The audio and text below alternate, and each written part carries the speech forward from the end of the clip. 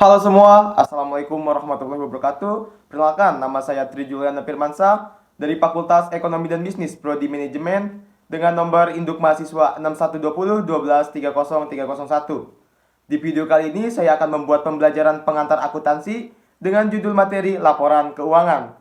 Pasti kalian yang jurusan di SMK-nya atau di kuliahnya manajemen maupun perkantoran sudah tidak asing lagi dong dengan istilah laporan keuangan.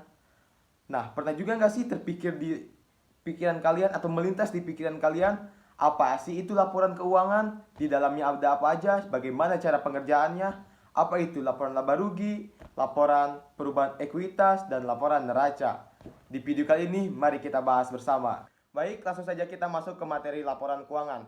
Nah, di materi kali ini kita akan membahas mengenai pengertian laporan keuangan, cara pengerjaan dari laporan laba rugi, laporan perubahan ekuitas, dan laporan neraca. Nah, kali ini kita akan membahas tentang pengertian laporan keuangan. Laporan keuangan adalah dokumen penting bagi sebuah perusahaan untuk melakukan catatan keuangan perusahaan baik transaksi maupun kas. Pembuatan laporan keuangan perusahaan dilakukan dalam periode tertentu. Biasanya perusahaan membuat laporan keuangan ketika periode akuntansi berada dalam periode akhir. Nah, di sini sudah ada contoh dari neraca lajur yang akan kita gunakan sebagai bahan pembuatan laporan keuangan untuk membuat laporan laba rugi, laporan ekuitas, dan laporan neraca. Nah, dari keterangan-keterangan di sini yang nantinya akan kita gunakan untuk memenuhi pembelajaran pada kali ini. Oke, baik teman-teman, di sini sudah tersedia dari kolom dari laporan neraca lajur ya. Tinggal kita membuat aja laporan dari laba rugi, perubahan ekuitas, dan laporan neraca. Bisa kalian teman-teman lihat ini laporan neraca lajur. Nah, selanjutnya kita akan spill dari laporan laba ruginya serta bagaimana cara pengisiannya ya teman-teman. Di sini sudah saya isi, tetapi akan saya contohkan kembali cara pengisiannya bagaimana. Nah, yang pertama itu ada pendapatan usaha atau laba yang sudah tertera di neraca lajur, kita pindahkan kepada kolom dari laporan laba rugi.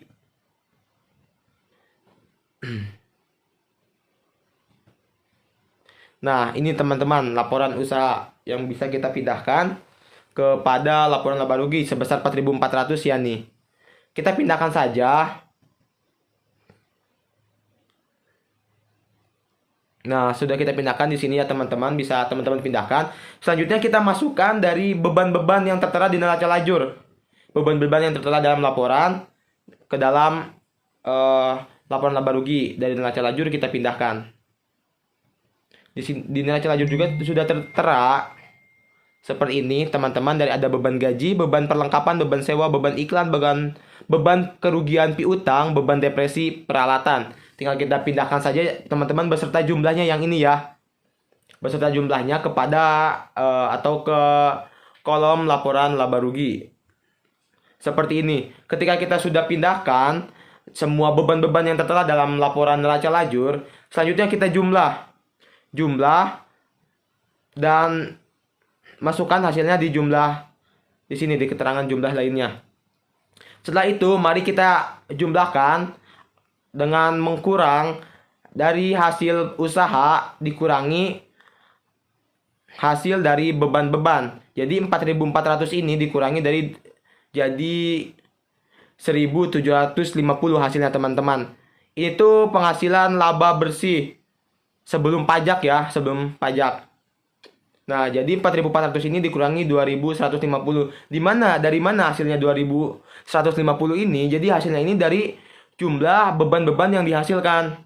Setelah selesai dari laporan laba rugi, selanjutnya kita langsung membuat laporan dari perubahan ekuitas. Bagaimana contohnya? Nah, seperti ini akan saya contohkan.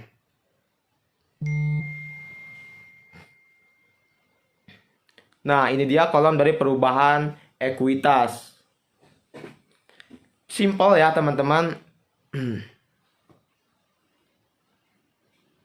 Nah, perubahan ekuitas ini di pertamanya itu kita masukin dari modal pertama. Modal pertama kita memulai di tahun pertama, yaitu di 1 Januari. Kita masukkan, teman-teman ya. Kita lihat dulu di neraca lajur. Modal dari 1 Januari itu, di sini ada modal Joko ya. Nah, modalnya itu sebesar 6.300 ya, teman-teman. Bisa dilihat ya di keterangannya di sini, modalnya itu 6.300. Kita pindahkan ke kolom laporan ekuitas. Nah, terus kita juga masukkan laba bersih. Nah, dari mana ini hasilnya laba bersih? Laba bersih itu hasil dari penjumlahan si dari laba rugi, teman-teman, yang tadi sudah kita jumlahkan. Nih, dari sini. Dari pendapatan usaha dikurangi hasil beban-beban dan jumlahnya itu menjadi laba bersih, yang dimana kita masukkan ke dalam laporan perubahan ekuitas. Nah, seperti ini. Nah, setelah itu kita jumlahkan dari modal Joko atau modal dari awal dari 1 Januari ini, tambahkan dengan laba bersih yang telah kita jumlahkan di laba rugi tadi ya. Nah, untuk jumlahnya ini sudah saya jumlahkan, yaitu 8.050. Setelah itu di sini ada keterangan tambahkan juga atau pindahkan pengambilan dari ini nih, PRIP, yang kita bisa pindahkan dari neraca lajur.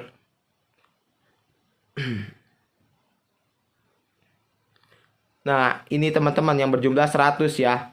Nih, PRIP Joko. Kita pindahkan PRIP itu dengan jumlahnya ke laporan ekuitas, teman-teman.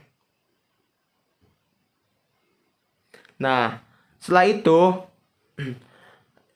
setelah kita pindahkan, nah kita kurangi nih hasil dari penjumlahan modal sama laba bersih yang tadinya berjumlah 8.050 dikurangi oleh PRIP ini yang 100. Jadi tambah jumlahnya itu 7.950.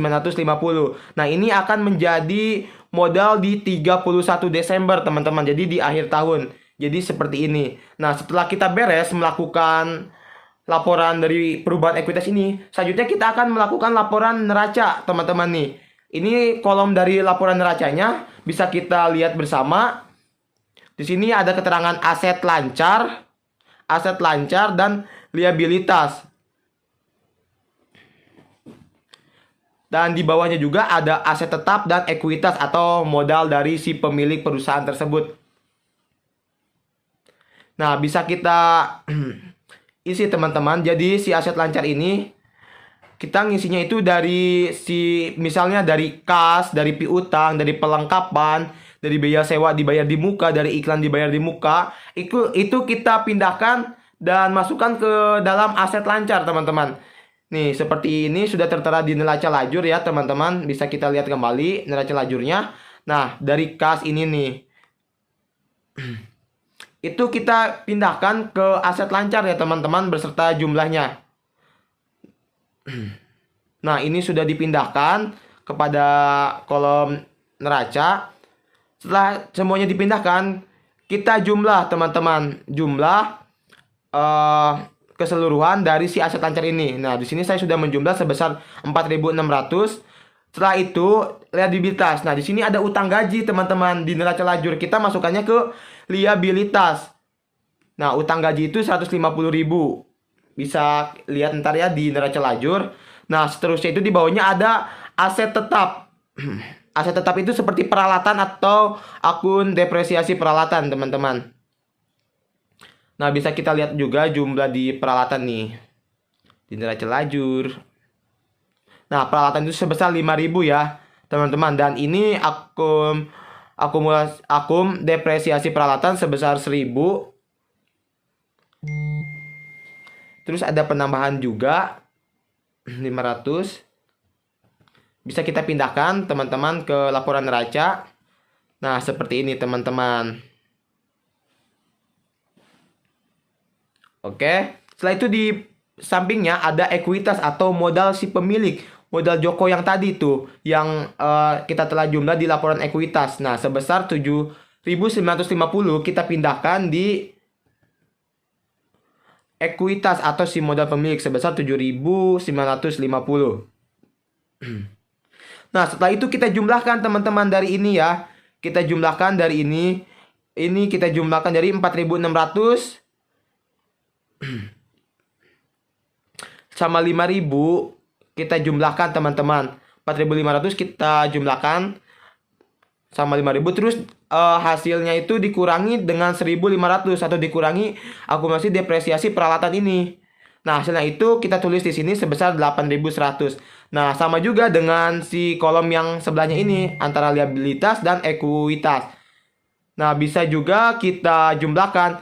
Jadi si utang gaji sebesar 150 ini kita jumlahkan dengan si modal si Joko sebesar 7.950 dan hasilnya akan sama dengan jumlah yang telah dijumlahkan dari aset lancar dan aset tetap. Jadi jumlahnya 8.100, mohon maaf. Nah, begitulah teman-teman cara mengisi cara mengisi laporan keuangan dengan berpatokan neraca lajur. Mungkin hanya itu saja yang bisa saya sampaikan di materi kali ini. Semoga materi ini bermanfaat untuk kita semua. Dan jangan lupa tinggalkan jejaknya.